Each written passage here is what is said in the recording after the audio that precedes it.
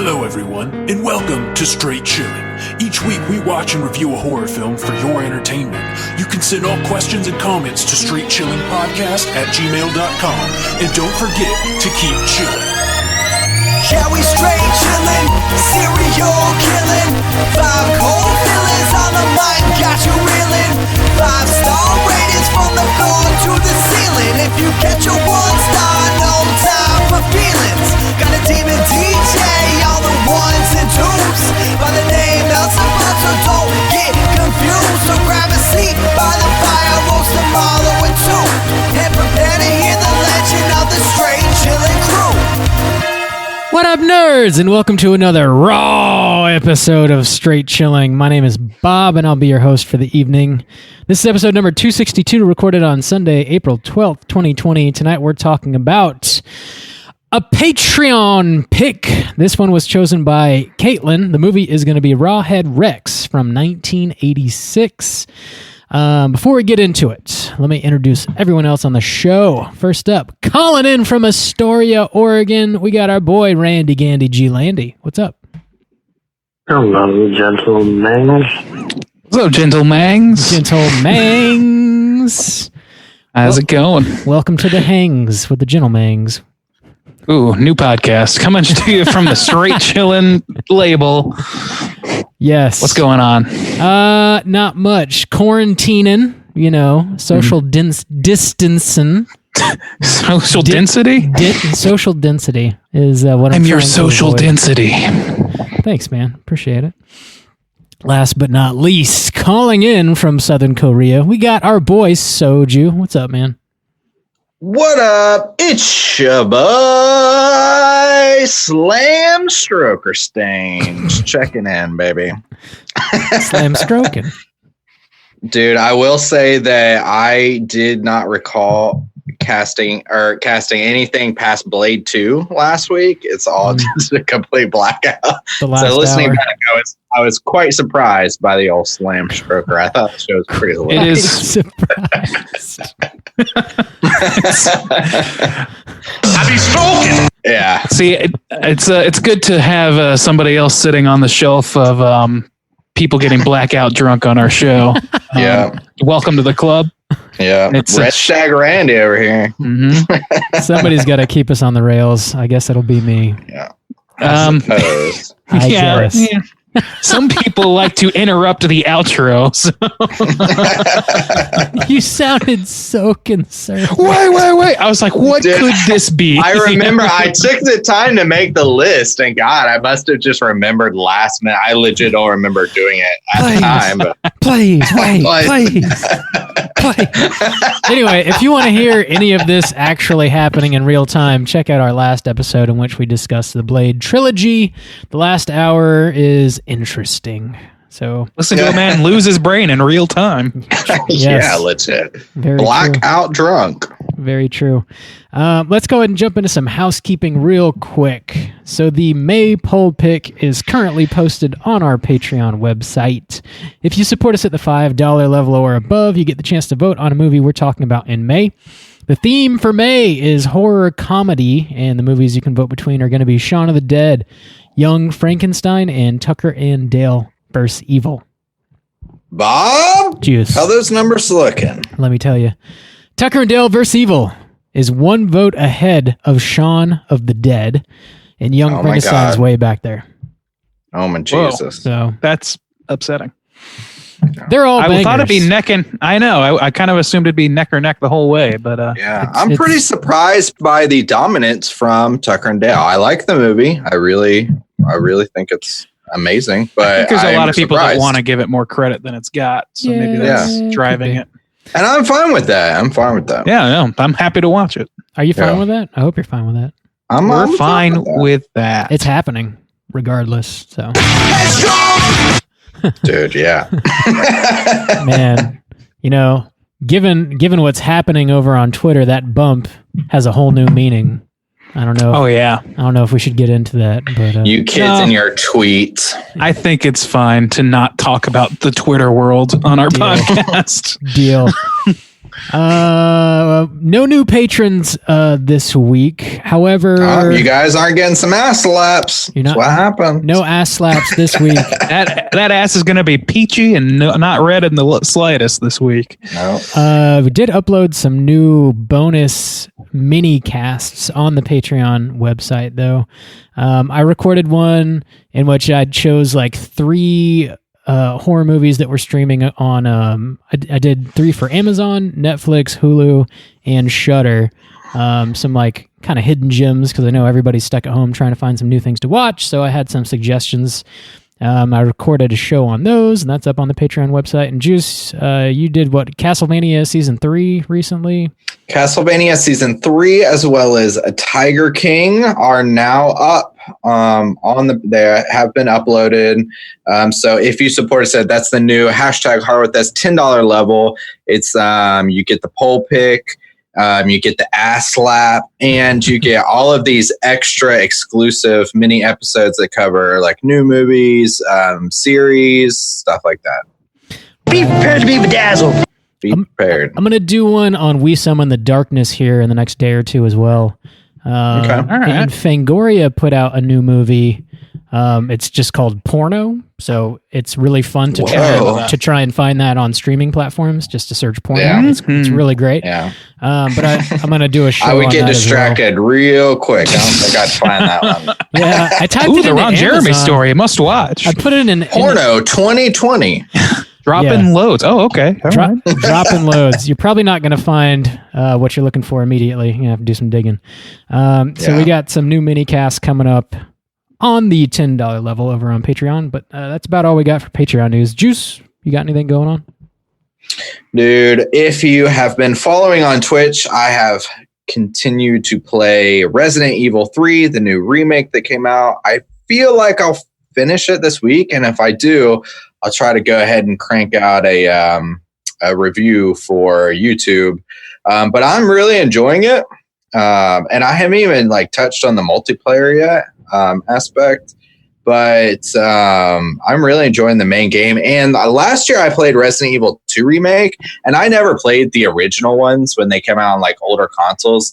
But this one ties in like heavily to that game. So it was cool like playing that one last year and like being in some of the same areas. Like I go back into the police station where the first one is set and stuff. So that's pretty cool. So I'm enjoying that. You can watch me play live at twitch.tv/Straight Chilling Podcast. Also, last week was the first Tuesday of the month. So some more exclusive YouTube content was our Top 5 Tuesday. It's a segment where I do a top 5 countdown list. This one was top 5 most underrated slasher films. Bob, what'd you think? Dude, is it good enough? I had some thoughts. One, Bob disapproves. There is one movie you chose on there that I have not seen yet, which led me to pick up a copy. I'm going to watch it this week. Ooh, Bob, I hate that I'm feeding your addiction. You are. But I do. Shaboy's a vampire. I was a little disappointed in your number 1 pick because not because I disagree with it, but because we covered it previously on the show, and you gave it a 2 out of 5, and then that's all of a sudden your number 1 underrated slasher movie. Oh, Bob, did we cover that a week or 2 ago? It was probably recent, right? It was probably like a recent film that we talked about. No, it was like 172 or 179. Is it 170s? Okay. It's in there. Did you check and see what my original score was for number 2? It was between 2 and 1. I kept switching them back and forth. I did not. No, I just looked at number 1. Okay, I'd be curious now to check. That's back when we were choosing movies ourselves, and I chose that, and y'all were not into it. And I thought you were out of your minds because it's a great movie, but. Yeah, well, you know how my opinion on Scream changed over the years. Oh, so, yeah, man. Over the days, actually, I would say. I can't. Over the moments. Get this troll off of this show right now. I can't handle it, man. Jeez. Yeah. I gave it the same rating you did, so I don't know what the fuck you're talking about, Bobby. I wasn't giving you shit. I was just giving Justin shit. Good. Let's keep it that way, motherfucker. All right. Okay. We're not hosting an intergalactic kegger down here. Oh, thank God.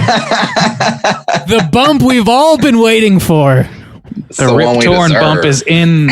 Rip Torn MIB. We're not hosting an intergalactic kegger here. Go get him, Tiger. I watched that movie like 2 weeks ago. It's still dope. Dude, Rip Torn. I miss that dude. I've been rewatching Larry Sanders and jump ahead a little bit, but Larry Sanders show, and he is the fucking funniest motherfucker in the world on that show. Yeah.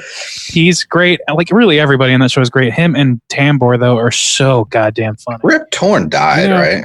He died, not too long ago. Speaking of what you've been watching, let's talk about what you've been. Dude, what have I been watching? What you been watching? Hey gang, what you been watching? Randy, what have you been watching? Like I said, I've been watching some of the Larry Sanders show on HBO. If anybody hasn't watched it, it was something that's like, I think that our generation didn't know a lot about because we were very young when it came out, and it just kind of a little bit got lost to time, but it's so good. And if I haven't brought it up before, then I need to. It's fucking great. You should check it out. If you have HBO, check that shit out. I think it might even be on Hulu because there's a crossover sort of HBO Hulu deal that's happened. Check that shit out. I watched Horse Girl. It was weird. Yeah. I'm caught up with Devs, and I think there's one more episode left, and I'm pretty fucking stoked on that. I highly recommend that show. Randy, did you listen to the mini cast that's up on our Patreon website about No, Horse I didn't. Girl? Well, there is. I know that you did one. There's Is a that mini cast? You know that if you wanted to check it out, you could. Yeah, I'm sorry. Your opinion's just not that valuable to me. I don't know. Not all of us have access to the exclusive Patreon content. Yeah, I'm not a Patreon, so sorry. God. Sorry, bro. I'm only part of the show. I can't listen to it. It's impossible. No, I couldn't do it. Continue. I also watched. You guys heard of this movie, A Futile and Stupid Gesture? Yeah, it's good. Man. So, have you guys watched it? Yeah, I haven't seen it. Have you guys reviewed it on a as a matter of fact, on the $10 level? We did 3 episodes on this movie. I talked about it for 6 hours. You were tripping off that red stag. That sounds like me. That does sound like me. Yeah, I've watched that movie, which has Will Forte playing Doug Kinney, the co-founder of National Lampoon Magazine and creator of Caddyshack and Animal House, or at least one of the driving forces behind those. It is not what I expected it to be. It's a very silly fucking movie, but it also has a lot of weight behind it by the end. You know what I mean? Like there's some drama going on in there. Yeah. It's a very odd tone. I think because I like Will Forte, I liked it. I don't know if I would if I didn't like Will Forte and didn't really kind of, I think, understand what he goes for in his comedy. So, but I did enjoy it. So I recommend it. Watched Mr. America, which is released not too long ago by Tim Heidecker as a part of the On Cinema at the Cinema universe. It's a full movie that they put together about him running for district attorney in San Bernardino. And the less I say about it, the better, because it really just kind of is a journey you have to go on. And if you like Tim Heidecker's shit, it's definitely worth your time. The last thing I'm going to bring up is I've been watching a lot of Everything is Terrible, and I ordered some DVDs from them in response to their shit being completely ripped off by Quibi or Kibi or whatever the fuck you call that channel. Sons of bitches. Yeah. For those who don't know, there's some sort of new streaming platform called Kibi with a Q. I don't know.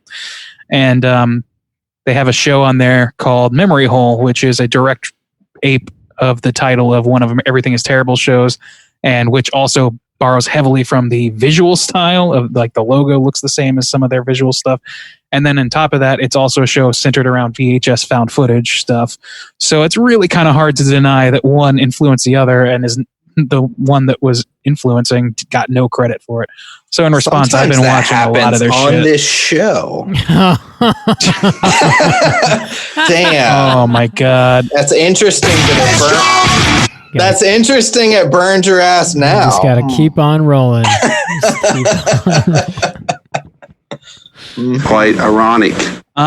Yeah. So I watched a lot of Memory Hole and a lot of Everything is Terrible stuff, and you know, it's as good as ever. For those who don't know what Everything is Terrible is on its own front, it's found footage, usually VHS, sometimes like just lost, pieces of media from way back when, weird like Pumpkins, Disneyland promos and shit like that, and they cut them in such a way that makes them really either disturbing or hilarious or pumpkins, Yeah, that's where our pumpkin shirt came from. pumpkins. That's right. Yes.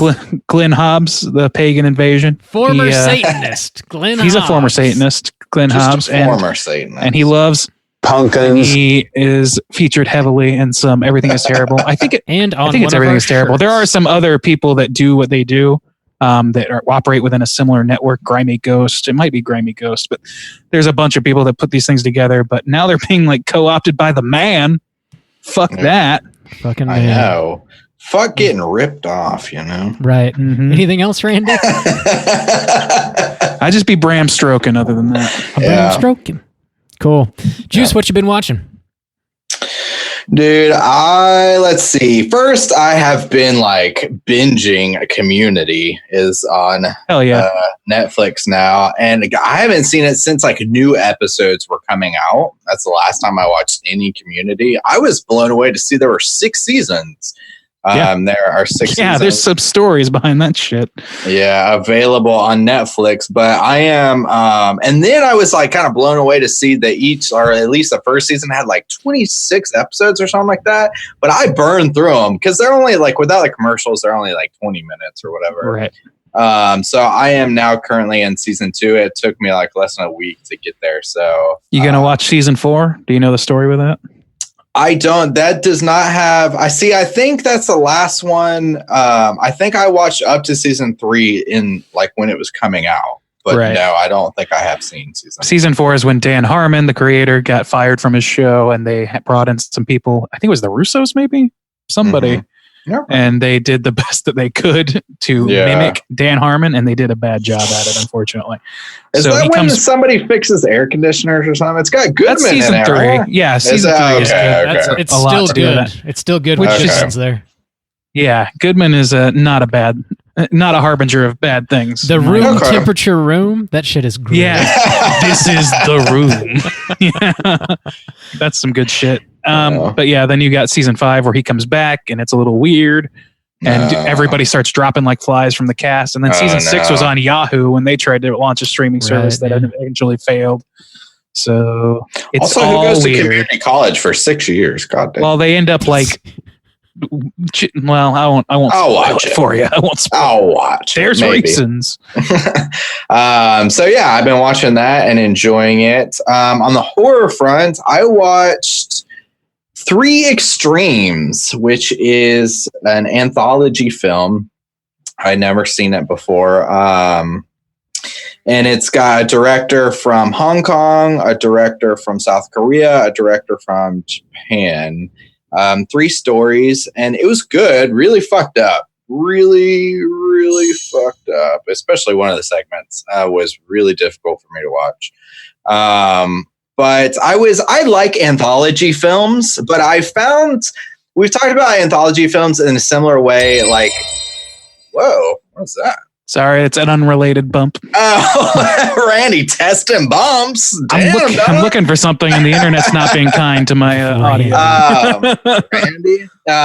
So I like anthology films, but in the same way of like split EPs, like with music, I prefer when they like at least interact or like are connected in some way. Like if you have like musicians, like maybe they'll have their own songs, but maybe they'll like cover each other's songs or something. Like I prefer there to be like some kind of theme, some kind of wraparound. But like with 3 Extremes, it literally was just like, oh, here's just 3 different directors and they're Asian. Mm-hmm. And like the stories have no specific theme between them, and there's no wraparound, there's no connection. So I definitely prefer that in my anthologies, like Trick or Treat, or even I was thinking about like what anthologies are outside horror because they're so prevalent in horror. But like Sin City, you know, where there's like one kind of story, maybe characters like will pop in or something. I prefer that, but it was still good. Pulp Fiction is kind of like that, the way it's kind of put together. Yeah. So 3 Extremes, it came out like a while, maybe like 2006. So it's not a new film by any means, but it's good and really interesting. I'm really fucked up. I think, and then I watched Kingsman last night, which we have a new film for. You'll find that later. But yeah, other than that, yeah, that's it. Nice. So as we mentioned, Mom, yes. what you been watching? Let me tell you. As we mentioned, my boy Stuart Gordon passed away recently, so I've been watching some of his movies that I'd never seen before. I had a double feature of Edmund and Stuck. So these are like some latter-day Stuart Gordon films. Edmund's from 2005. Stuck is from 2007. They're both like short movies. They're both about 80 minutes long, and they're very much like B-movie premises, but the cast on both of them is like pretty solid. I was kind of surprised to see, William H. Macy is like the main guy in Edmund, and he plays this character who tells his wife that he wants a divorce. That's kind of like how the movie starts. And they seem to be married for quite a while, and they're in like a comfortable house, and they seem to be they're moderately well off, and he just says that he's kind of done with it.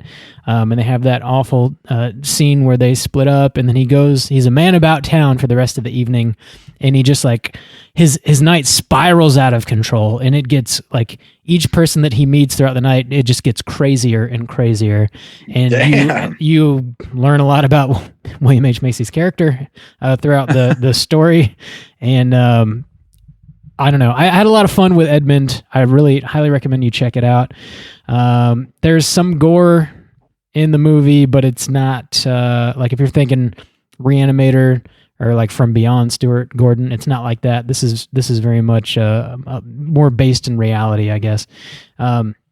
Stuck from 2007 is actually based on a true story, apparently, of this woman who was driving while under the influence, and she runs over a homeless man, and he actually gets stuck in her front windshield. Like the top half of his body is like inside of her car, and his like waist and his legs are like hanging out.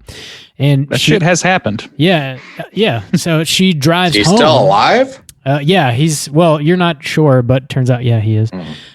She drives home because she's, fucked up and doesn't want to call the cops because she'd go to jail, and parks in her garage with this body stuck in her car and just like leaves him there. And, he eventually wakes up and shit goes down, but I'll leave it at that. Again, like solid cast, solid performances, very like straightforward plot. Shit just kind of spirals out of control. I highly recommend. She could have left the car running once she pulled it into the garage. Yeah, I guess she didn't though. She didn't. Justin is an idea man. We all know that. You just use the cleaner over here out to help you with your fucking murder issues. I keep telling you, you can call in the cast to help you with your problems. Yeah, these movies are Some motherfuckers are always trying to ice skate uphill. Always. These movies are like Sounds similar in tone, and I don't know. They fit well for a double feature. I would recommend them both. Last thing I want to mention is this show called Wasted that I just sort of happened upon on Hulu. I'd never really heard of it before.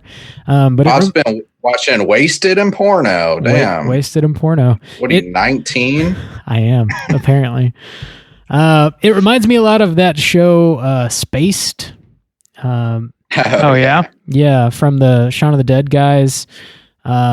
This show, it started in 2016. I guess it's still ongoing. I only watched the first handful of episodes. It's like a 30-minute comedy, and it's based in the UK, and they're in this small country village, and it's just a group of friends who, they run a head shop, and they hang out and drink beer and smoke weed and get into crazy situations, and it's super funny. Sean Bean is actually in it, and he's playing what's his Stark, whatever his character is from Game of Thrones. He is that character in this show. Oh, what? But so this is a more recent show, obviously. Yeah, it's 2016.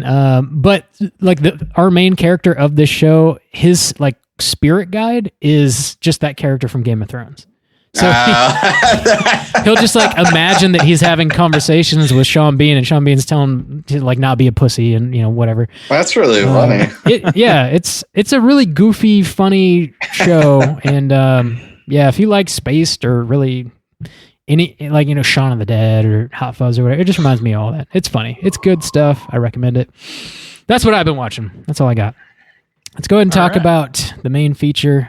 Rawhead Rex, we're kicking it off for the back of the box. What's on the back of the box? Rawhead Rex. We raw dogging it, boys. Get in there. Yes. Only smash raw. Rawhead Rex from 1986. This was directed by George Pavlo, written by Clive Barker. This was also, based on a short story, also written by Clive Barker. It was in, I think, volume 3 of his Books of Blood, which haven't read, but it's out there if you want to read it. The synopsis is as follows. He's pure evil, pure power, pure terror. Rawhead Rex is a demon, alive for millennia, trapped in the depths of hell and waiting for release. He is held by an ancient seal, imprisoned for centuries in a barren field near the hamlet of Rathmore, Ireland. In time, this gruesome legacy has been forgotten, dismissed as an odd pre-Christian myth, until Tom Guerin decides to plow his field, and ancestors knew better than to disturb. His ancestors knew better than to disturb. Sorry. Oh. Hail Satan. And have a lovely afternoon. Hail Satan. Hail Satan. Hail Satan, brother. Hail Satan, bro. Have you guys seen this movie before? Would you recommend people check it out, Randy? I mean, do you not know the answer? The answer is no. I have not seen this film. I had never heard of it before. Pretty recently, I heard the name drop somewhere, and recommend not especially. No. If you're a Barker completionist, then by all means, have at it. I will say that it took some effort on my part to get through this. So not a big recommend from me. Right on. Juice, what about you? I had never heard of this movie, and even from the title, I suspected that I was not going to like this movie. But I went in open. I didn't know anything about it. But no, I wouldn't even know who to recommend this to. The people who this would be good for probably already know of it. Yeah, it seems like it's got like a cult status. It's from the early 80s. It's set in Ireland, so it's like an Irish like horror movie or whatever. But no, it wasn't my bag, baby. Gotcha. Oh, Austin Powers has just arrived. Gotcha. Irish penis enlargers are not my bag, baby. Yeah, I didn't buy that. Mm-hmm. Yeah, not mine. Let's just do jokes from Austin Powers the rest of the. Let's all right. I've never seen this before either. I'm not a Barker boy. I've never really not a Barker boy. Never really jived with Barker so much. I'm not much either. I don't One know. thing we agree on, Bob. Damn. I guess I would only recommend this to people who just like have to see everything Barker has done. That's kind of it. It's I don't know. It's like a cheesy '80s movie, but it falls pretty flat. But we'll get into a lot of it.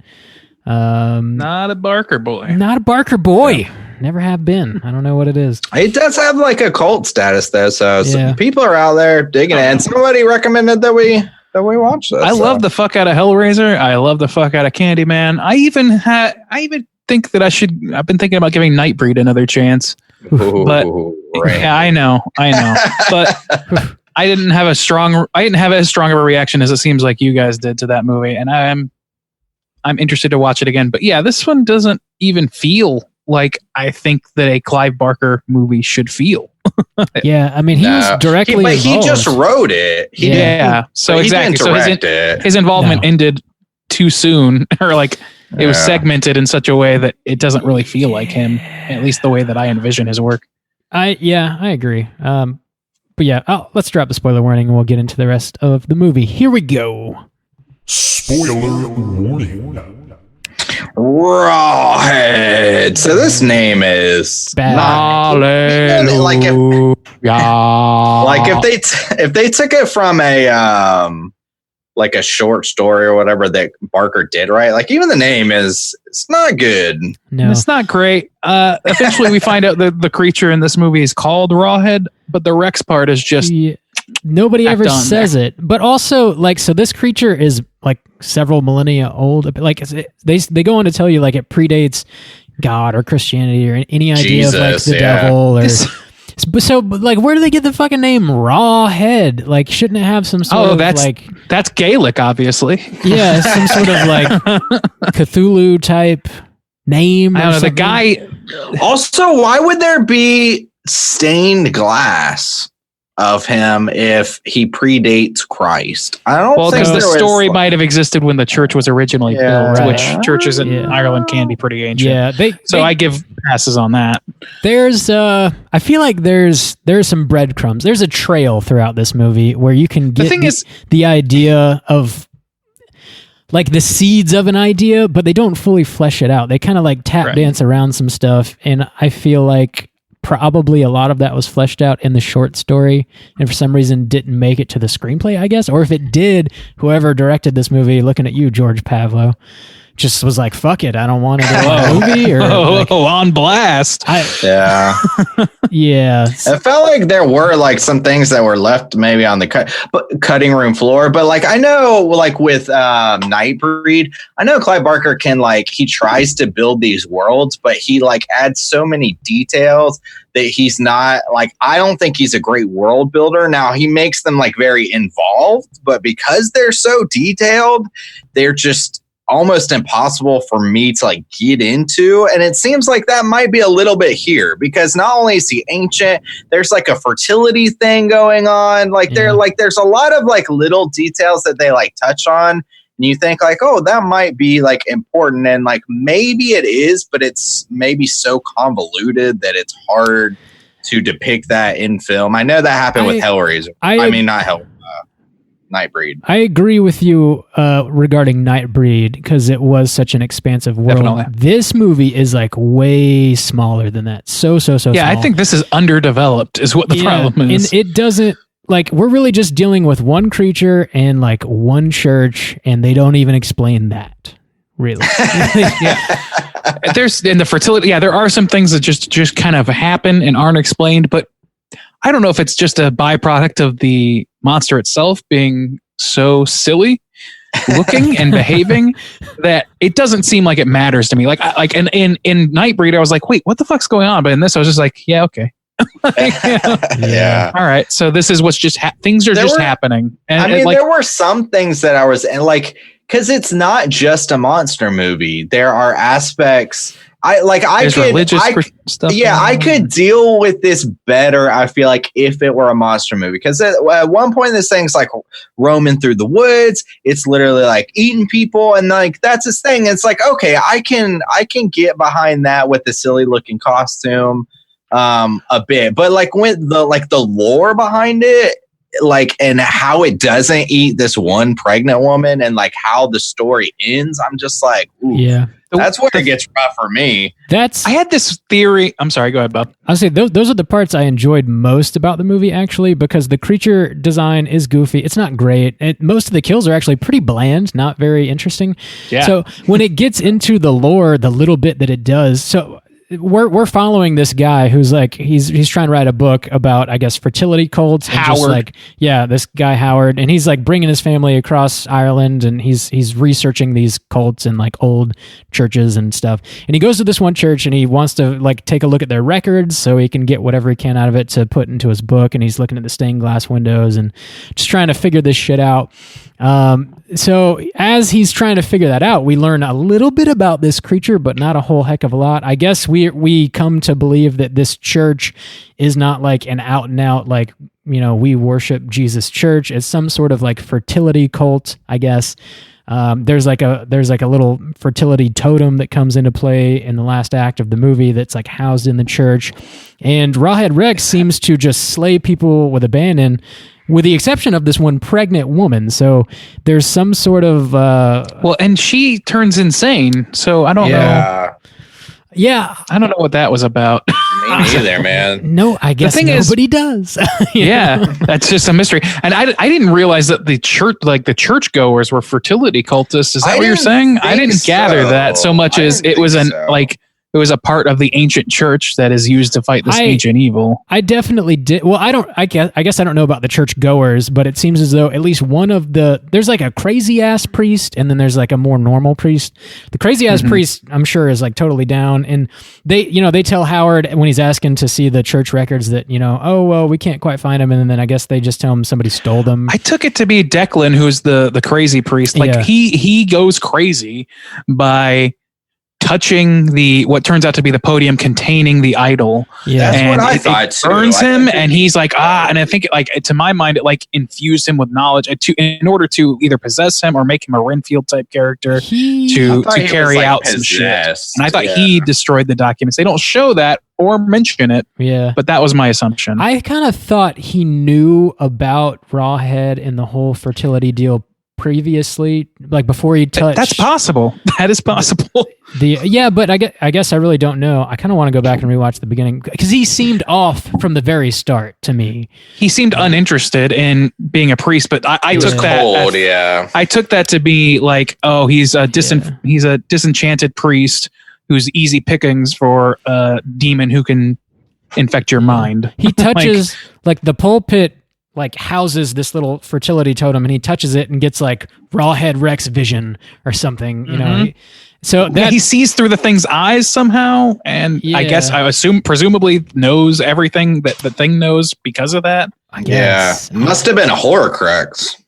Probably a horror crux. A horror crux. Horror crux. It was a marriage to the beast. It always is. It kind of was. I had this thought when I was watching it. So basically this creature, he is plumbed from underground by this stalwart man trying to clear his fields for plowing or for whatever he was doing, of this giant stone, this giant pillar, which, I mean, I get that, but also I don't know, it's a fucking vertical pillar. It's a spire in the middle of a field. Like, it's kind of neat. Why don't you leave it? Yeah, it reminded me of why don't you charge people to come see it? Say it's ancient. Pretend it's ancient. Easter Island statues. It reminded me of that. Yeah. Or the fucking Stonehenge. I mean, yeah. Say it's a Stonehenge mini. He's trying to pull it out, but the lightning strikes it eventually, and because he manages to tilt it or pry it a little bit, and then Rawhead burst out of the ground. It made me think of the Power Rangers movie when well, it reminded me of Power Rangers the show. Like the Rita Repulsa coming out of the thing. It even kind of looks like Goldar a little bit. And that's the other thing is this creature the whole time I'm watching this, that's a great parallel. But in my mind, it was I feel like I'm watching The Undertaker walk around and kill people. This feels like a pro wrestler because he's just going around beating wholesale ass, opening cans of whoop ass on people. He's not actually slashing or anything or a little bit of infecting their minds or whatever. But there's not a lot of style to what he's doing that could have been done by a bulky dude who also is pro wrestler. Yeah. He's there's one point where people are just legit just trying to fight him. There's just a group of people and they're just going up and socking him. People. So that's not even too far. It really was I kind of want that character to show up on WWE and somebody in full costume. Why not? Oh, it's Rawhead. He killed a man. Let's go supernatural with our WWE spectacles these days. And, make Rawhead Rex. He would be my favorite wrestler for sure. Rawhead Rex. But he's terrible. Also, this is a thing that I thought in the process of this movie when he's going through those caravans and stuff and killing kids or whatever, and just sort of indiscriminately killing for purposes unknown to anybody, especially us. Yeah, he's not. Maybe why is he? Why does he kill anybody? What's his deal? My thought. Well, he's a demon god thing. I don't know, but in my mind, I thought, I had this thought, like maybe somebody involved in this production, be it Clive Barker or the director or somebody else, maybe they thought they were like making the first, like, not supernatural, but like the first demonic slasher, like supernatural demonic slasher or something like that. Like splicing a creature with a slasher movie, and splicing like The Exorcist with a slasher movie, like Hellraiser. Because I was like, this is just a dude going around like whooping people's asses, and that's about it. Like, there's not a whole lot to it. Yeah, you're right. He doesn't have like any kind of style. He just rolls through the woods at night and like mostly like just bursts hangs through out of that doors. caravan park. Yeah. He And then just he like slashes them and like maybe hangs them up and like maybe eats them a little. It doesn't seem like he even has a plan, but it does seem like he has higher brain function because he eats a kid. He does. Yeah. There's a couple that's hanging out in one of the caravans, and there's like a little kid in there trying to watch TV or something, and they're making out, like getting kind of heavy, and this kid starts making too much noise for him, and like, oh kid, can't you keep it down? We're trying to bang it out, and the kid's like, no, this shit's weird. It's like, I don't want you to fuck in front of me because I am a child. The couple, like, they take off into the woods, and then they encounter Rawhead, and then they're holding hands and running through the forest. And this is probably the most like inventive kill of the movie. And the guy gets mauled by Rawhead, but the girl keeps running, and she doesn't realize that he's been completely demolished because she's still holding his hand, and she like gets out of the woods and looks down, and she's holding his hand, but that's all that's left of him. The rest of him is just like gone.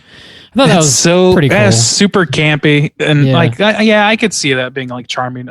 But within the context of the movie, it didn't do a lot for me because I was just like, okay. I mean, as far as the kills go, that's like the one that I can really remember. The rest are just sort of like a slash here, a slash there. He just like will kill things off screen too. Like he drags later on, he drags Howard's kid into the woods. Howard does a shit job of stopping that from happening. Howard runs all the way up to like the gate that's by the car, but doesn't open it, just looks through it. He's like, you know what? He's inches away. You take my kid. That's cool. I don't need him. He's Aren't you being a little stupid? Fucking Howard. Rawhead does completely flip a caravan over on its side, which was kind of cool. Yeah. See, that's another thing. It's like, am I supposed to be like that's not intimidating on a biblical level. Like that's intimidating on a creature feature level. That's like this might as well be a Bigfoot movie, the way he's going around mauling people indiscriminately. Like it's like they took a Bigfoot mythos and said like, well, let's make him like ancient evil and have like a priest involved. Yeah, all the elements. There's like some elements here that are intriguing on their own, but together they make a pretty sour stew. Like it's not fully with cooked. Your food it's just underbaked stuff. The stew's it's like nothing I'd ever smelled before in my life. The stew's gone sour. What's happening? It's I don't know. It just feels like a bunch of random ingredients that they try to like cook up something, and like on their own, like, okay, I can get behind a monster movie, or I could get behind like a slasher, I could get behind like a ancient evil or what, but together they don't make a whole lot of lick of sense. Let me ask you guys this. Howard is our lead protagonist, for better or for worse. AKA starring David Dukes. I took some notes. Dukes, For some reason, I put starring David Dukes laugh out loud. Because he's the Ku Klux Klan guy. But yeah, I forgot what I was going to say. Oh, yeah. Could you guys try to elucidate me here on this? What is his arc as a character? Not like the things that happen to him, but like, who is he to begin with, and how does his life he respects what's women his journey? by the end. This is the only thing I can figure out. So his wife is bored. Women? His wife is bored the entire movie. I'm just trying. Yeah. I'm grasping at straws. Okay. Here. Yeah. No. Please. Pause it. Yeah. His wife is bored the entire movie. His kids are bored. He's been pulling them around Ireland for, they say, I think it's 6 weeks. So a month and a half, his family's just sitting in a hotel while he like goes to churches and like, tries to write this fucking book that nobody wants to read. And they're bored as shit. And his wife is like, let's get the fuck out of here. Just, I'll give you one more day and let's bail. And he's like, babe, just 2 more days. Just 2 more days.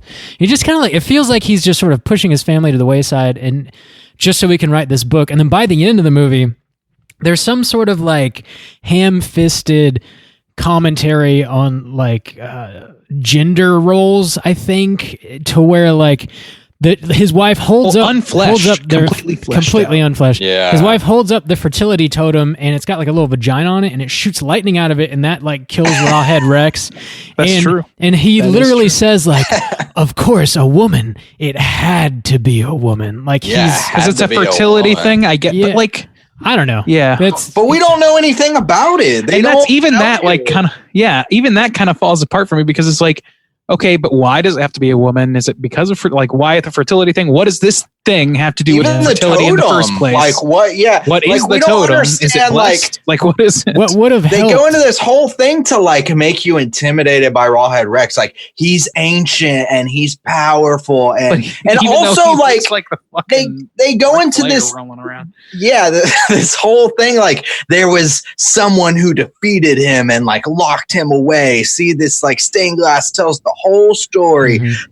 None of it matters about anything. Yeah. He's talking about like, oh, look, they put it back together wrong. This is supposed to go here. And that's him figuring out that the way to defeat this thing is to get this totem and then just hold it in the air. And that's it. Yeah. Like, that's not much of a fucking puzzle. I think there would a very easy way for them to help like explain what is actually happening in this movie is like if any exposition would have helped. If they would have had Howard actually like see the church documents, like if he broke into the church in the middle of the night and like kind of read through some shit and helped us understand what the fuck was happening, it'd be such a simple way to help this movie have a meaning, you know. But they just didn't have do it. like a camp blood from the town, like it's this small quaint like Irish town, like one old guy that remembers. And everybody else is kind of living there like daily lives. But if you had some old like curmudgeon who was a hard road filled with devils and ladies' vaginas and pee-pee demons. Pee-pee demons. Yeah, we got to talk about that scene. With the crazy priest just getting straight up pissed on by Rawhead Rex, getting baptized, quote, baptized by Rawhead Rex. Oh man, that's go for it. You queued yourself up. That's really kind of that's pretty much the scene. Yeah, I mean, he's just getting so the crazy priest is like on his knees, and Rawhead Rex is just like pissing all over his chest, and he's loving it. The priest is fucking loving it. Baptize me. So PP play hashtag ppdemon.com hashtag play. Yeah. PP play, s'il vous plaît. Okay. I'm not going to hashtag that one. You say so. I'm not. It is very bizarre indeed. Very bizarre indeed. Here's a Weekly Sunny reference. At the beginning of this movie, another note I took. It said a Green Man production. I saw that too. Laugh out loud. Laugh out loud. My notes are very simple. Green Man production. Laugh out loud. Starring. This movie seems pretty simple. Like this. It's like you guys. Like I didn't honestly. My impression of this movie before you guys started talking about like all that stuff was that this is completely underbaked. But I think that you're right. You've identified a lot more like depth that was possible, just not. It's like you found the eggs, the flour, the sugar, and so forth. And but there's no cake. This cake. It's just batter. Yeah. So I don't know what the fuck's going on. Yeah. There's stuff there that probably would be cool if they had further fleshed it out. I will say, like the creature, it seems really dumb and simple, but there's something going on that they could have played with and just failed to. The creature, when they shoot it in the daylight, looks exceptionally bad. At night, it looks pretty cool though, with the glowing eyes. You know, the red glowing eyes. I think that actually looks. I don't think it looks cool at all. But sure, it'll look better. But looks kind of cool at night. You're really making lemonade over there, buddy. It looks like a Power Rangers bad guy. It does. It looks like a Power Rangers bad guy who like is acted by Stone Cold Steve Austin. Yeah. That is this movie. Except instead of a Power Ranger, it's just an old boring dad running around trying to stop him. Yeah, and the lead character's name is Howard, so it's not a Power Ranger. And that's the thing. There's nobody I guess you're rooting for Howard, and it's like kid gets eaten, but he's not like an impressive specimen. Like he's just a boring. He's a guy who's writing a book about about church He's a historian. He's a historian. He's a but historian. And he has the attitude of an Indiana Jones, or it's like they're trying to like tap that sort of masculine bullshit, but it's not. It doesn't really work. It's in a small Irish town, so like the settings that we have are a field or an old church, and not like a field.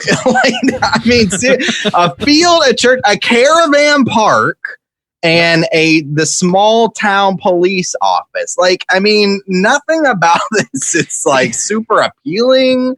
Or like I don't mind like the setting itself. Like I think you could do like really cool shit at like an old Irish town, like a small town, like a burg, like that, a hamlet, if you will. But the movie just isn't set up to be good. It's just like it's got a bunch of pieces just not put together correctly. It's like there's not enough exposition, either overt or subversively or subtly, to really piece these things together without like meeting the movie more than halfway to get there. Yeah. Also, the guy who plays, I don't know, the like evil priest or whatever, that guy's acting was terrible. I enjoyed watching him though. Really? I did not. I liked watching him because it was so like manic. It was kind of Nick Cagey a little bit, not in style, but just like in terms of how big he went. Yeah, and everything's like nah. When he gets burned the first time, he's like ah. It's like super Power Rangers. It's crazy. Yeah, this is crazy. It's ahead of its time. It's an identity crisis. This movie, it has an identity crisis, and I think that probably comes down to Clive Barker writing it and some other schmuck directing. Yeah.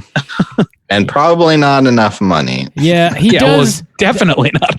He does like hypnotize one of the cops, so I guess he can like take control of people and selectively, but not strategically. Really, one of the cops like sets all the other cops on fire, and then he sets himself on fire, and he's just like screaming that it's all. Oh yeah, that was a cool scene. That was a cool scene. So he's got that was powers. a cool idea, but it's still, I didn't get that. Yeah, I was like when the cop died, I was like, what the fuck? Yeah, because it didn't like spend a lot of time like. Yeah, it shows him staring into its eyes, and you don't really get, like the whole time I was like, so is he hypnotized, or am I just like reading into that? And it was. The other cop who was in the car like drives away. He tries to save himself as his buddy's being hypnotized, and as he drives away, he immediately runs into like the side of a cliff and like flips the car over. Damn. Stupid cops. Stupid. Yeah, I don't know what Rex is trying to do. Yeah, he's just going around to tear ass through Ireland. That's his whole deal. Tearing ass, baby. Yes. I don't know why he like stops though, because he'll like go to the caravan park, grab a couple teens, and like that's why I was like, oh, maybe he's like eating or something. Grab a couple teens. Yeah, is he hungry to gather power? Is that like? But then he stops. Yeah, then they're like hunting him, and it's like, why isn't he just beating ass? A creature doesn't need a motive, but a creature that's like hypnotizing people clearly has to be on some level strategic, and this creature never is. Yeah, a priest and the police. Well, anyway, so he's like. Is Rawhead Rex some sort of metaphor for like the general destruction that is related to and historically comes from like the male gender? And I don't know. As seen in this movie, like the women are the true creators, right? Women create life, men can't do that. They're just conduit. So some sort of some commentary being made on like the destructive nature of men and the creative nature of women. Rob, here I am. Very impressed. I'm doing some heavy lifting for Rawhead Rex. I don't know. You always do for these low grade movies. Yeah. But go ahead. Hey, I don't know. That's like probably the most succinct meaning I could pull from what this movie's trying to do. That's as good as like I'm perfectly willing to accept that because I don't really care to know more. Like that's part of the issue here. Who's that? What? There's 2 women in this, maybe 3 women in this movie. One is the pregnant wife of just the regular old Joe. The farm one is the teenage girl, and one is the wife of the historian. Those are the only women in this movie. Who, by the way, if that is the goal of this movie, that's exactly right. If that's the goal of this movie, then it's fucking awful at it because his wife barely has a character. Like her whole deal is just like complaining about her husband doing work. He's like, this was a working trip that I took. She saves the day with a vagina totem. She saves the day incidentally. She just shows up in a place she wasn't supposed to be in the first place. Like, because I don't know. And she just happens to pick up this thing. She doesn't know what she's doing. Even. Yeah. Neither does he. Nobody They're guessing everything. Nobody has a fucking clue what's happening in this movie. Yeah. Including the audience. Okay, you've got a well-learned historian who should know some shit, but the only time his knowledge of that shit comes into play is when he is looking at the stained glass and figuring that shit out, which as we discussed, could have been covered in an entirely different way. Could have been him breaking into the church and finding documents, like you said, or any other way. Like his role seems so important, but it's just not. It's really not. Like, it doesn't matter, because everything that they do successfully, they do accidentally also. Yeah, and the way they present the women, his wife nags him the whole time. The girlfriend is a prude, and the wife is just a cook. What do we? Anyone. I'm just like, those are the three women. There's nobody else. Yeah, I don't know. I don't know, man. This guy, it does essentially nothing other than look at some stained glass and figures out there's a little totem in the church, I guess. That's and then just son gets eaten. He doesn't even do anything about that. Yeah, right? really getting involved. Yeah. So it's none of the characters, man or woman, are really fleshed out here. It's not just one or the other. This whole movie is definitely half baked. If this was a piece of chicken parm, you would not want to eat it. You would die. You get this salmonella, is what I'm trying to say here. We are all very bizarre indeed. Very Food bizarre. today. I don't know what the chicken parm. I'm just following your lead, baby. We're all just really hungry today. Is the problem? Following your lead. I don't know what else to say about this movie. The chicky parm, Bob, your fave. Chicky parm. You guys have anything else you want to comment on, or shall we roll on to the ratings here? I think that I've said all. Let's keep it rolling, baby. Randy has said all, so let's rate this bad boy. I've said all that I can. Out of 5, Randy, how you feeling about Rawhead Rex? I mean, it shouldn't come as a surprise now that it's not a terribly worthwhile film to me. Like you guys, us talking about the plot a little bit has made me realize just how much that is squandered, and it's not a ton. It's not a ton, but there's the ingredients. Like we said, there's the chicken, there's the mozz, there's the red sauce, there's the breadcrumbs. But that shit is still in the fridge. It could be so tasty. It could be. It could be so tasty, or it could be at least it could be something that you could throw it in the microwave. You could at least make it something you can consume. You could boil it up. You boil it like a nice pair of chicken. That's how you make chicken. I don't know, man. To me, it's just not a good movie. It's it's underdone in pretty much every category. The one thing I would say I like, but is something I like only in retrospect, which is I like that he's like a pro wrestler, Power Rangers villain. I kind of like that too. I like it looking at it through that lens, but I don't like the movie. Even as bad as it looked, it didn't bother me as much as how it didn't make a lick of sense. They wanted it to. The fact that they wanted it to. There are like monster movies with a budget that has to be like half of what this movie's budget was that make more logical sense than this movie. Absolutely. Yeah. Absolutely there are. So this movie doesn't really have an excuse for not at least figuring out its internal logic and telling us about it on some level. So, or giving us more to go on instead of just allowing sequences of events to happen with very little for us to understand what's going on. He can hypnotize people. There's a thing in the podium at the church. Yeah. Stained glass factors in. What is all this? And then I think looking back at it now, I was like, okay, I think I know what they were trying to do. They just couldn't pull it off. The acting's for the most part pretty wooden or otherwise just not very good. The cinematography is just all still shots for 99% of this movie. It's just all plop the camera down on a tripod, staring in one direction. Yeah. And then, I just don't think it's very good. And then the kills are not good or interesting. They're not unique even, but they are funny to talk about later. It's not a good movie. I'm sorry. I don't particularly like it. Maybe if I watched it as a kid, I would get something out of it then, but I'm not.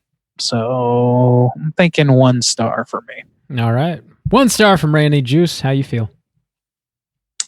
Yeah, I will say one more note I don't remember the context. It just says you have dirty eyes, laugh out loud. I don't somebody said apparently you have dirty eyes. I don't recall. Real dirty eyes. I thought that was really fun. I think actually, you know what? The husband says it to the wife when they're trying to flirt a little bit, when they're going for a walk. I think he says you have dirty eyes, and I thought that show's hilarious. There is one funny situation between the main character and his wife where they wake up in the morning and she's they're talking about their dreams or whatever, and she says she was dreaming about this guy called Big Jake or something. He says who's Big Jake, and she's like, how do you know about that? He's like, you're talking in your sleep. Yeah, and they're playing it off it's like, what the fuck?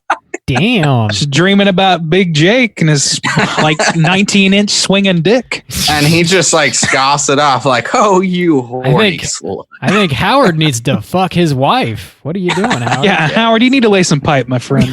Stop researching. Some work needs to be put in. Fertility cults and get in there. He knows you want to research fertility? Eyes. I know the best way you can do that. Right.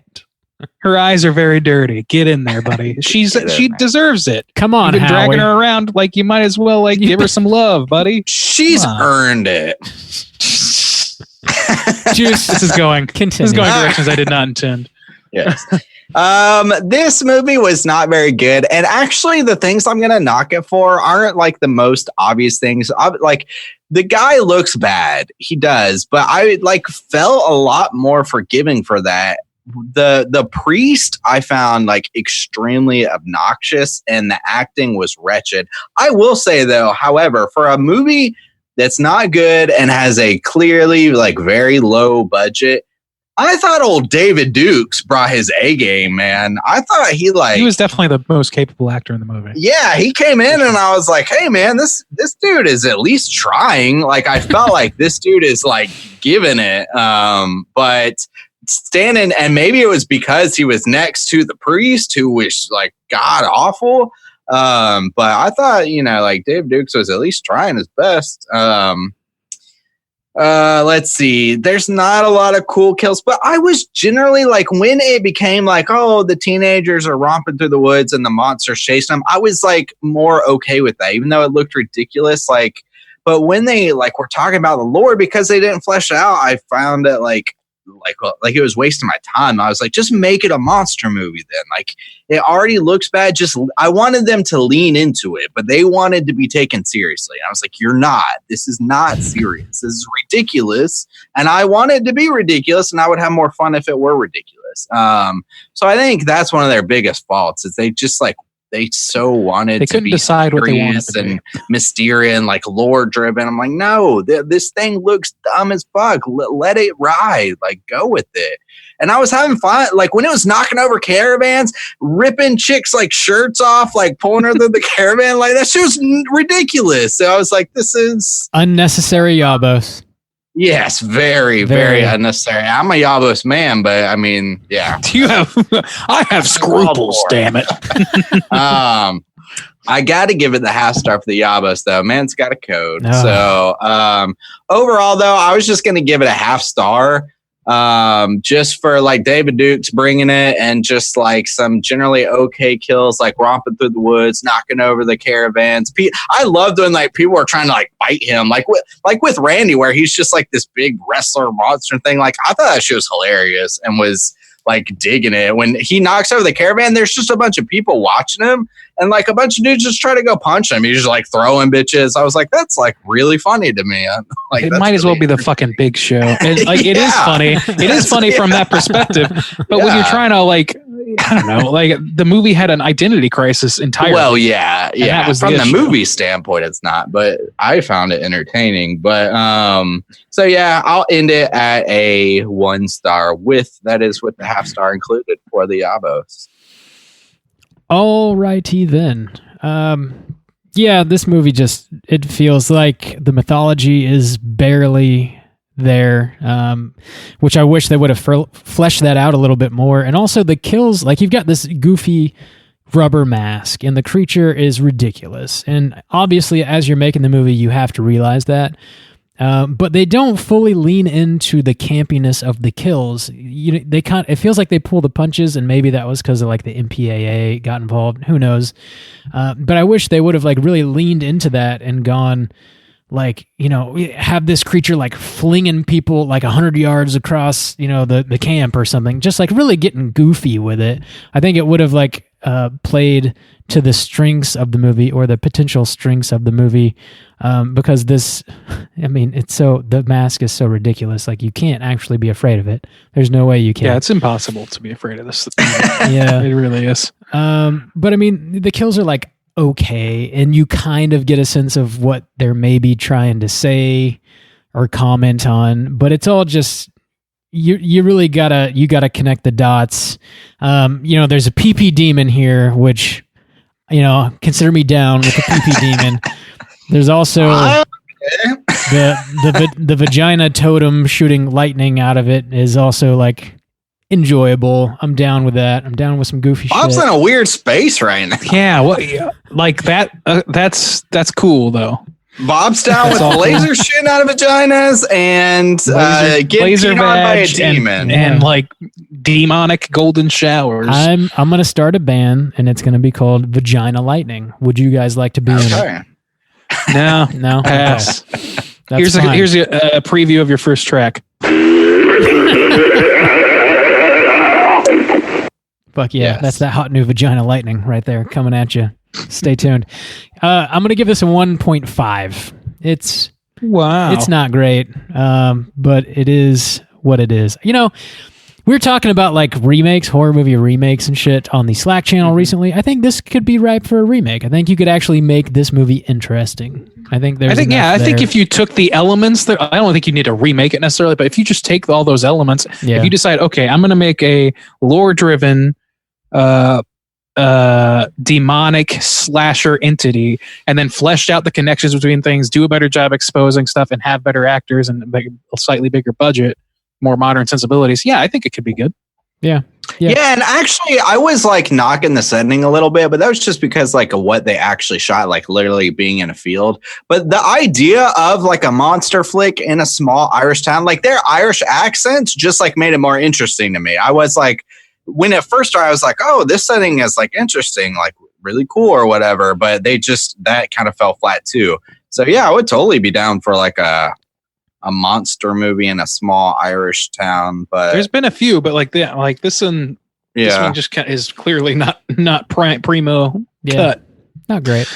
Also, everybody I loved just kept saying, Jesus Christ. I thought that shit was hilarious. That's a little more Australian there. Yeah. But that's just how I lean. Is that how you lean? Jesus Christ. I lean Australian. That's gonna bogan ass motherfucker. That's gonna put our aggregate at a 1.2 for Rawhead Rex. Let's go ahead and jump over into our Rotten Tomatoes segment and see what the critics and users think about this little movie. Certified fresh to death. Hey, Juice, I'm going to put my heels up. Would you mind taking the reins on this one this week? Actually, Bob's taking I'm going to do it. Yeah. Oh, Bob, that's who I was talking to the whole time. Nice, yeah. Queuing up the wrong guy. You can still put your heels up. You tried. Yeah, so if you are a new listener at this point in the show, I'm going to give Randy and Juice the opportunity to guess what the critics rated this movie and then what the users rated this movie over on Rotten Tomatoes.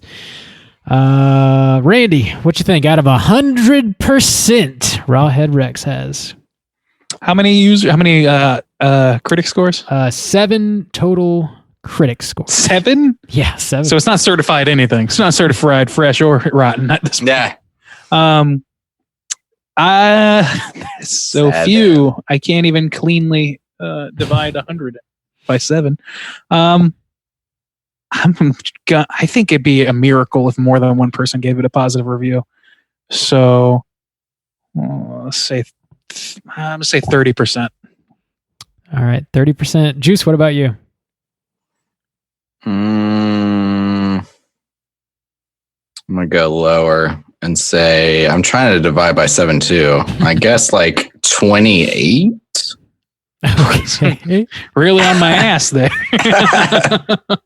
Yes. So 28 and a 30. Yeah, I want to cover the spread. It's going to be a tie because it's 29.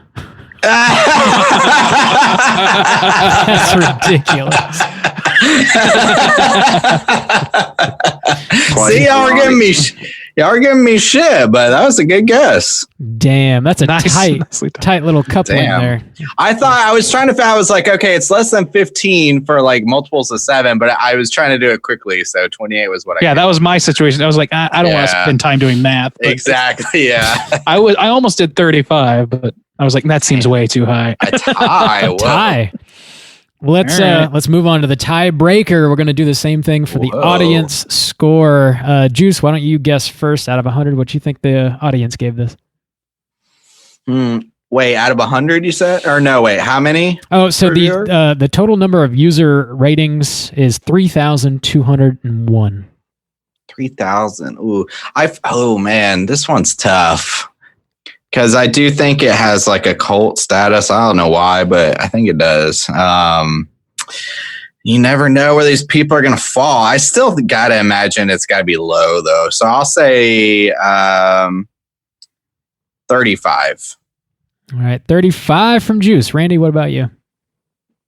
I don't know. Like, is this movie a cult classic? Like, I don't know. Like, I think it's got its fans, but I think to be a cult classic, you have to I don't know. In my mind, you have to at least do good on DVD sales or some shit. I don't know if this movie does that. Rob, do you know? Blues? Rob, you own it, right? Yeah, you own it. I do have a copy. Is it the one and only copy? No, it's put up by Kino Lorber. They did like a 4K scan of it a little while ago. So I mean, there is like a nice edition out there with a bunch of bonus features and shit. But that doesn't mean it's a big production. It's still. Why would you watch this movie in 4K? What benefit does that get? You can really see the rubber. Yeah. The 4K skin. Yeah, man. 4K skin. Scan. Oh, scan. I heard scan as well. The 4K bizarre indeed. Damn, dude. 4K skin. My skin is in 4K. I be smoking. Damn, girl, you look good. That skin look 4K, bro. You got that 4K skin. Use oil of Olay? Is it like foreskin, but there's an extra K in there? Oh, and man. Dude, what do you think? We can't build any further on this joke. The base is toppling. What did the audience give this, Juice? Or Randy? He just gave I said 35. Randy. Sorry, Randy. I'm going to go a little bit higher because I do think this movie has its... How many people did you say, Bob? 3,201. I'm going to say 40. All right. Randy's going to take it. It is 39. Ooh. Oh, I'm on fire today. Just one off in each category. There is no critics consensus, but I'm going to read a couple random critics reviews here. Perfect. Yes, please. So we got one from Daniel Barnes. He says, with a dog of a script from Clive Barker, the film failed to inspire a Pavlovian response. Oh, somebody loves the smell of their own farts. Yeah, that's really bad. Somebody's taking cues from fucking Peggy Hill for their writing. That's so accurate. Dennis Schwartz says the monster unconvincingly dons a rubber suit and becomes more risible than frightening. All right. More what than frightening? Risible, I guess. R-I-S-I-B-L-E. Risible. I don't know words. Risible. That is not a word that I'm familiar with. And I have a suspicion that neither does he. More risible.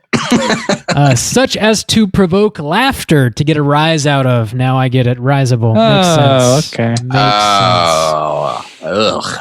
This other dude, Widget Walls, who writes for needcoffee.com, says, dude, that's the most interesting man I've ever heard of. What's Walls. the name? Dude, what about John Carpenter? Widget Walls from needcoffee.com. walls. I saw this when it first hit video many moons ago, and you know what? I'm still giggling. Thanks, Widget. Damn. Oh man, that's enough of that. That is a thing that somebody said called Widget. Mm-hmm. Damn. Let's go ahead and get into some trivia. It's totally time for trivia. Juice? Dude, what do you think Clive Barker thinks about this movie? I think he probably dislikes it, is my guess. Yes. My guess is that he wanted way more of the lore in there and it just didn't happen. Probably, yeah. So the first piece of trivia says Clive Barker hated the film. So it makes me feel better about giving it such a low score. While he wrote the screenplay and it is mostly faithful to the original story, he was very unhappy with some of the acting and especially with Rawhead Rex's ogre-like design. Now this is weird. As he intended the monster to look like a giant phallus. This dissatisfaction inspired him to take more of a central role when making Hellraiser. Yeah. You want your phallus monster in there and you don't get it. You're going to make your own goddamn movie about people fucking in BDSM. Yeah. There is a graphic novel interpretation of this short story in which the monster definitely looks more like a dick. I have to see this. I'm going to look it up right now. Yeah.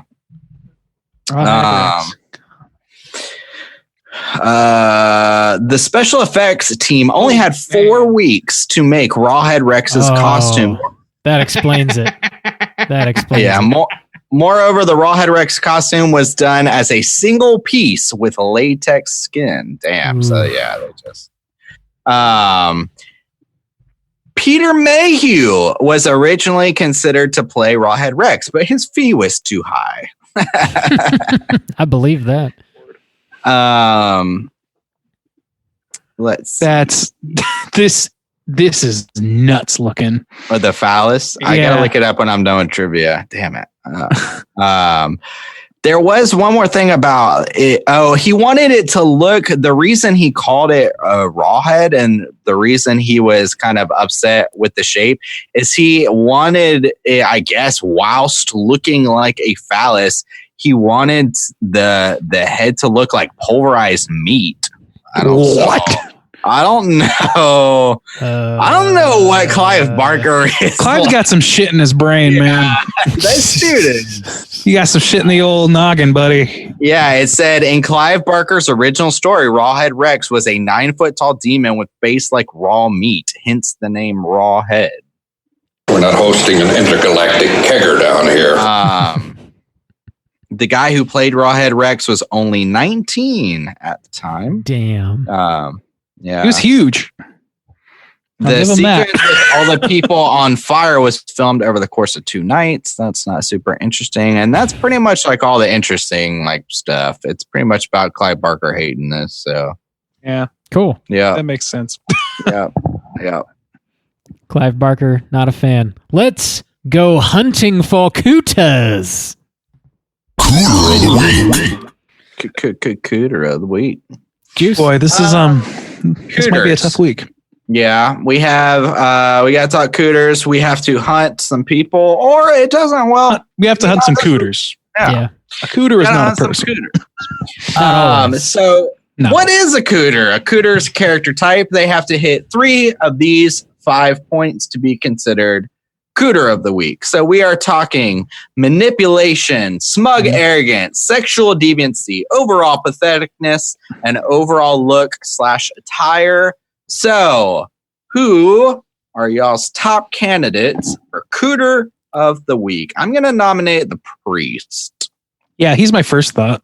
Yeah. He's certainly pathetic. He's pathetic and likes getting pissed on. So I say that gives a little bit of sexual deviance. Oh, yeah. We don't kink shame here.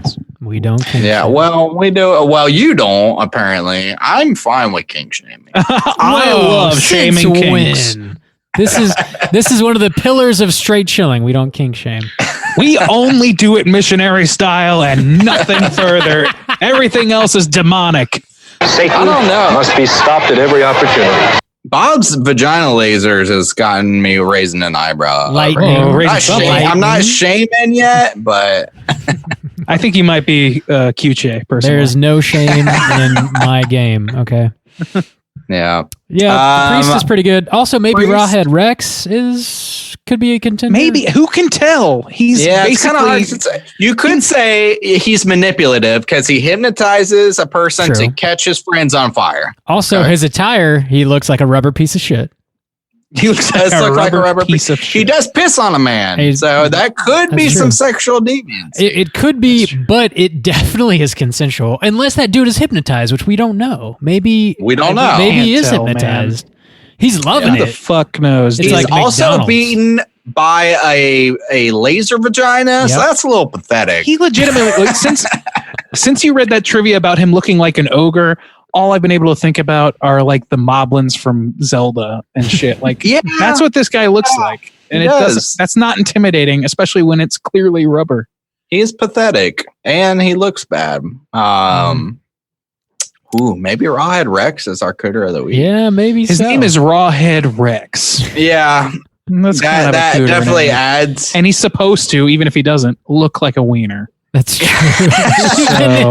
A wiener with raw meat face. So raw meat. His head is raw. It's like there's too many layers to how that's distressing and weird. Yeah. And that could make a weird ass scary monster like a Cenobite sort of thing, but it doesn't. Does not look though. A hammered dick would terrify me. That's for sure. Yeah. Yeah. Yeah. So, goddamn. Way to go, Clive. You really know. Way to go, Clive. Jesus Christ. Not Irish. Not Irish at all. Yeah, I've gone floss. That's what it sounds like. It sounds like one of the Monty Python guys saying Jesus Christ. I think I'm going with Rawhead on this one for Cooter of the week. Want to go Rawhead? I'm vote. Fine. Even I the could live with name. that. Yeah. I think he just like has more to go on. Demon Cooter. Yeah. Demon Cooter. The priest is definitely Cooterific as well. So they're just a Cooter tag team, but he was encapsulated. He was enshrined or entombed underneath a giant phallus. So I mean, that's true. Yeah, that is true. He got sucked into the earth. Damn, he did. Cool. Jesus Christ. All right, you're working on it. Workshop it. Rawhead Rex, official Demon Cooter of the week. Let's go ahead and jump into some horror news. Extra, read all about it. All right. Speaking of Clive Barker, speaking of remakes, looks like David Bruckner is going to be making a remake of Hellraiser. Whoa, sick, bro. Yeah, maybe, I guess. So David Bruckner previously directed Night House and that movie, The Ritual, that was it's on Netflix. Came out, I think 2 years ago. People really liked that movie. I was not as impressed. He also did was pretty good. some segments on VHS and Southbound, which are some horror anthologies. Oh, I like Southbound. Yeah, Southbound's pretty solid. So is VHS, actually. I don't know which one he directed. Yeah, I like seeing VHS as well. I don't. Yeah. So yeah, he's got some decent work behind him. However, this is one of those sort of beloved classics. You know, Hellraiser doesn't need a remake. What do you guys think? Are you excited about it? Actually, you know what? I think Hellraiser could do with a remake, especially if you're talking about like classics. I was always somehow I've ended up watching it a lot. I know we covered it on this podcast at one point, but I always felt disappointed by the involvement of the Cenobites, I guess. So I think it could use a remake. All right. With more of their involvement. Yeah, I'm not super stoked about it. I mean, I guess the director has done some pretty cool stuff, but I just don't know. I don't know what I would want them to change or improve upon, unless this guy has some crazy new, perspective that he's going to bring, or I don't know that I even want him to change the story though. I don't know that it lacks. I think the story's pretty fucking strong. Yeah, so I guess at that point I wouldn't want a remake. I'd almost want a reboot or it's a sequel or something. like want a cooler take on the Cenobites, I guess, or like I don't know. I feel like they're underutilized. Maybe a little, but to me, that's not an issue. We just had this long discussion about sequels and so forth on our Slack channel. Check it out. But my whole take, I kind of stand in the same place I always have, which is I don't like. It's not necessary. Like, obviously, if they're gonna do it, they damn well better do it in a unique or interesting way, or an unexpected way, or have some sort of take on the issue, and not just rehash the same thing in an effort to take $15 out of my wallet. Yeah. Like, they could at least do that much. And I do think the director's got some chops. Like, I like The Ritual pretty good. I liked it pretty well. I don't know, like Rob said, I don't know which bits of Southbound and VHS he did, but I did like the lion's share of those movies. So like, it's not a lack of capability, and it's certainly a franchise that people are going to try and take care of, or whatever it seems like. At least, I mean, maybe it hasn't been in the past, but the hope is that they will. But I just don't think it's necessary, and I think that, like, depending on what the budget is, hopefully it's. I think it would be beneficial to this movie to have a smaller but not tiny budget, in a Blumhouse level budget sort of thing. So, I mean, just because it's like movies that try and blow out and like make previous franchise entries like much bigger and much more bombastic, they tend to fall on their ass because it's like so expected to do that, instead of focusing on what made the original great, which is interplay between the characters, character driven stuff. So, I mean, I never say that it's going to be like, it's definitely going to be good or bad or anything like that. But no, I'm not really excited about it. I think the Hellraiser we have is great. It'll always be great. And this new one might be great also, but the track record for sequels and shit is so bad that I don't have a lot of hope for it. Yeah. So. Yeah, we'll see. It's I feel like it has to change something to make it stand out from the original, because if you're just going to redo the exact same thing, the original is like good. Right. It's good to go. You don't need to do it. It's already been done. So yeah, we'll see. I guess we'll see. The segments that Bruckner had directed in VHS, the original VHS, he directed Amateur Night, which I think might be the wraparound story. I'm not totally sure. And then on Southbound, he directed the segment that's called The Accident, which I believe is one of the better segments in that one. Somebody gets in a car accident, and I think they wind up in like the emergency room, and it's pretty intense. So anyways, we'll see what's going on with that. And other news and other remake news, Gary Doberman is going to be directing a new James Wan produced adaptation of Stephen King's Salem's Lot. I would assume they're going to try and make this into a two-parter the same way, it was done in the past. And, they took It, which was made for TV, like a two-part made for TV miniseries, and they made it into feature-length movies. Yeah. I feel like they're going to try and do this, make the same jump here. I will cleanly delineated, but yeah. Yeah, I will say I prefer Salem's Lot to It as far as like the TV miniseries goes. I really enjoyed Salem's Lot. I don't know. I don't know if it's gonna, like you said, Rainey, there's like such a clear cut as far as It goes that you can make two separate movies and it makes a lot of sense. Maybe there's a way to do that with Salem's Lot. I don't really know. One thing here that I'm a little concerned with is Doberman is like a major screenwriter. Like, he was a screenwriter for It and It Chapter 2, Annabelle Comes Home, a bunch of other stuff. But the only thing that he's actually directed was Annabelle Comes Home. That's his only directing credit. And that movie's like not super great. It's okay. I have not seen it yet. No, it is bland as shit, dude. Yeah.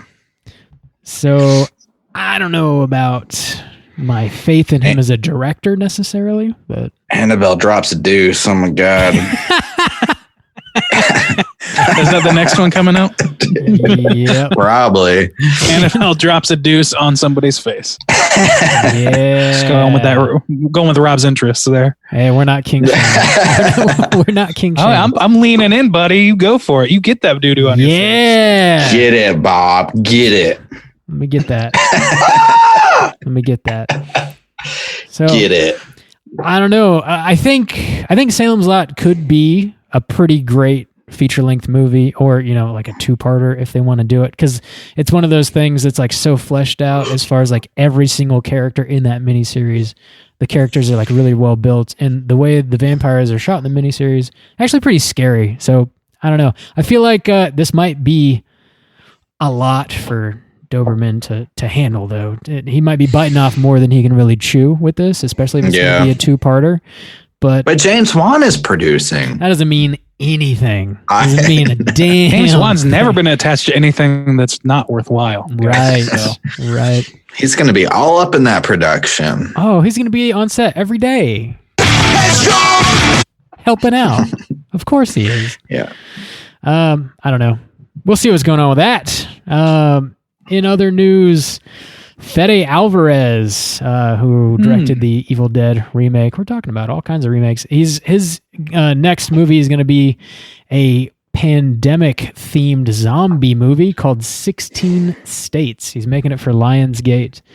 Don't really have a whole lot of information on this one, other than it's going to be about a zombie pandemic, and at the heart of it, it's going to be about a mother trying to reach her family. That's kind of all we know. I guess it's going to have like shades of I Am Legend with Will Smith.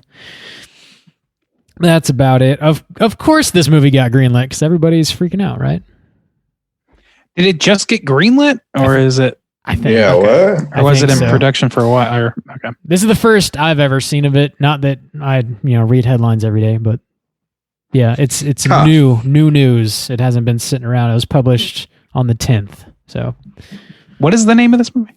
It is called 16 States. 16 States. Yep. Huh, it's not listed on his IMDb yet, so it must be pretty new. New news.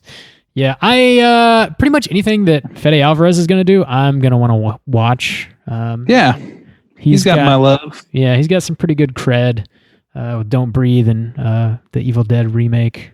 Pretty big fan of both of those, so I'll check it out. He is pretty dependable. Last bit of news I have here, which is kind of sad, but the director of Housekeeping, pardon me if I butcher this name, Nobuhiko Abayashi, I think, has passed away. He was 82 years old. Yeah, Housekeeping, I guess, is his most well-known movie. We actually did an episode on that a little while back. The movie's from 1977. It's unlike anything I've ever seen before. I love that movie. It's a singular movie. Yeah. The movie's so dope. Yeah. Yeah, it's some wild shit. But apparently his catalog of films, he's directed over 50 features. So, I mean, this man has definitely put the work in, and he's left a legacy behind. And if you've never seen any of his movies, definitely watch Housekeeping. Check it out. Criterion put a really nice Blu-ray release out of Housekeeping, and it's fucking trippy. Very, very trippy. Check it out. That's all I got for news. I love that goddamn movie. Yeah. It's a shame. It is. Pour one out for ya boy and watch a bizarre ass movie, because you're sitting at home not doing shit anyways. Everybody knows it. Check it out. Do it. Oh, we forgot to mention. I think we should mention Randy did a guest feature recently. He did. That's true. I went on the Horrorphoria podcast for my second time, filling in for the good Andy. Yeah. And I listen. Do you always represent us well, Randy? Well, thank you. You're so well spoken on the other. You're so well spoken on the other podcast. Oh yeah, I like that shit here. I put effort into I know. the other podcasts because it's important. So. Imagine how good we could be if you did that here. I know. If only. I really do have to imagine, because it's not gonna happen. Because you often listen to the show to, you know. If I had access to a soundboard during that thing, though, all bets would be off. John would have just muted you like this fucking guy. I'll do this on my own. But yeah. Cool. Well, we were also talking about Audition, which is a little bit more of a meatier discussion than fucking Rawhead Rex. So. Yeah. Well, that's what was making me think of it. We were talking Japanese horror films, and it made me remember you were talking about I gave Audition. that movie a 4.5, but on our podcast, like whatever it was, a year or some odd ago, we watched I gave it a 4. That's right. Ago. So like it's grown on me even more. And your score, Randy? What? No. Get the fuck what? After 1 year, your score and opinion changed? I didn't change a spreadsheet, Justin. So our straight chilling score stands. If you'll take a look at the book, it's the same. This man has integrity. Fucking Justin. Oh, I troll have stains. Integrity. Troll stains over here. Integrity. Get out of Integrity. here. But check out Horror For You. Support the boys over at Horror For You. Their show is fantastic. Andy and John, they do good work. Definitely slam them into your ear holes. That's all we got this week on Straight Chilling. We'll be back next week with a brand new episode. It's going to be yet another Patreon pick. This one was chosen by Chaboy Hydraberg. We're talking about Ravenous from 1999. Oh, yeah. Whoa. Yep. Check it out. Get ready for next week's show. I'm looking forward to it. Another one that I've never seen before. So until then, please rate, review, and subscribe to us on iTunes. You can follow us on Twitter at STR8_chilling, on Instagram at Straight Chilling Podcast. If you want to hit us up on the Slack channel, talk about the movie of the week, TV shows, music, whether or not movies should be remade. Just let us know on any one of those social media outlets, and I'll send you a link to join the Slack channel conversations. And until next week, as always, all of you mother truckers, please keep chilling. Am I free to hit the bump juice, or do you have anything else? No, you have my permission to close the show. Oh, cool. Thank you for your permission. Wait.